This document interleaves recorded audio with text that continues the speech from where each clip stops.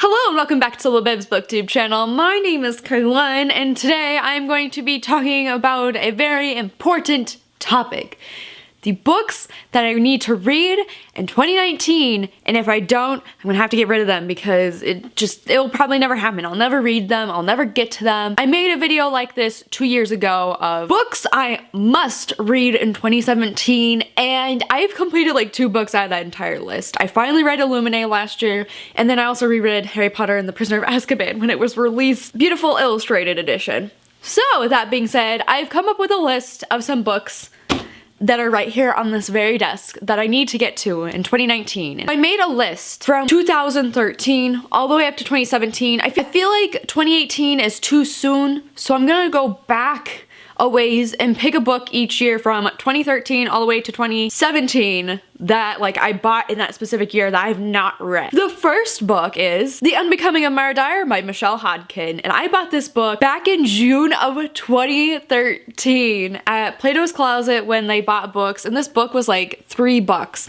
They had this book, and I remember picking up the Pretty Little Liars series, and then I just never read this. I've heard wonderful, awesome, amazing things about this book and the second book, how it's like kind of messes with your mind. Is it real life or is it not? The third book is what I think is hesitating me from reading this trilogy, and now there's a spin-off trilogy. What happened was when that third book was released, a lot of people did not like it. They read it and they did not like it, and I think that's why I have been hesitant to pick this up. On top of that, nobody likes the spin-off series as well, so maybe I'll like this. I don't know. I'm hoping I will. I bought it in 2013. It's 2019. I need to get on this book. The next book that I bought in May of 2014 that I need to read because I absolutely love this author and she's an amazing writer, and this was on her first series, Taken, by Erin Bowman. And this cover is so beautiful because it's a rainbow. The spine is a rainbow. It looks great on my rainbow shelf above. Like, it's perfect. This story is about boys vanishing on their 18th birthday at midnight, so hence the title Taken. These books have absolutely beautiful covers. Erin Bowman is absolutely blessed to have every single book of hers being a beautiful. I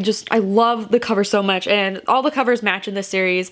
I need to get on it. I love Erin Bowman, and I just need to go back and reread the series because it was once really hyped to me by myself, but other than that, like, I need to get on it. The next book that I bought in the year of 2015 in December is going to be a huge hyped up read that I have been struggling to get myself to read, even though I have the 2 books in the duology, and that is Six of Crows by Leigh Bardugo. This is also being turned into like a Netflix adaptation from my understanding. The Six of Crows, and then Shadow and Bone is going to be a Netflix thing, so I have to read it now, obviously. I heard it's a heist told in 6 perspectives. I heard the audiobook is absolutely amazing. Maybe I'll try an audiobook again with this one. I need to read it, but I'm afraid to read it for this specific reason. This is why I haven't read it at all, and that is because the beautiful pages are absolutely black and red.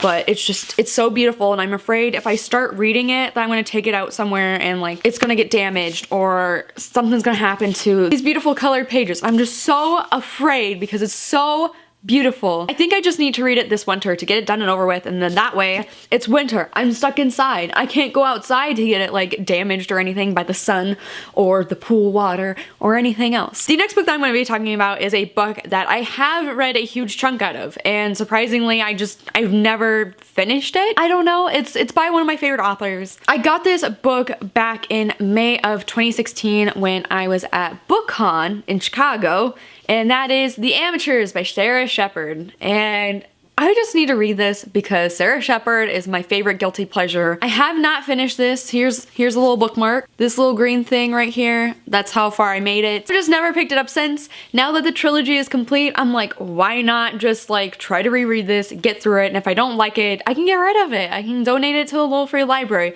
If not, I can go out and finish the rest of the trilogy. That is my plan with that, and hopefully I can read this sometime in the summer because these are really good books to read in the summer. And last but not least, the book that I purchased in January 2017, so like 2 years ago I purchased, and that is Carve the Mark by Veronica Roth, which had some controversial stuff on BookTube and whatnot, but I'm excited to read it. I love Veronica Roth's Divergent trilogy.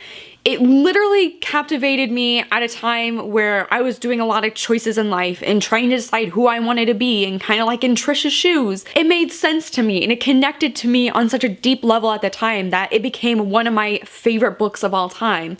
The movies, on the other hand, no.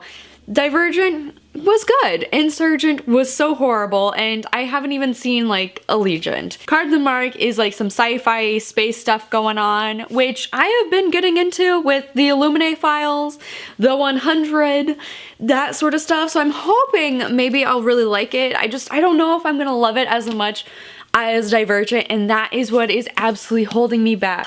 Will I love it as much as Divergent? I also can't wait to see what happens to my bookshelves next year, because I am definitely moving in the near distant future, which is exciting. And then that way, like, I can't wait to see how all my books and my bookshelves are going to change and how much reading I get done this year, and I can't wait for it. So I'm super excited for the rest of the year, reading wise, which is like really exciting, invigorating, and I'm just so happy. But anyhow, that is going to be it. Don't forget to hit like and subscribe, and I will see you guys next Thursday for a new bookish video.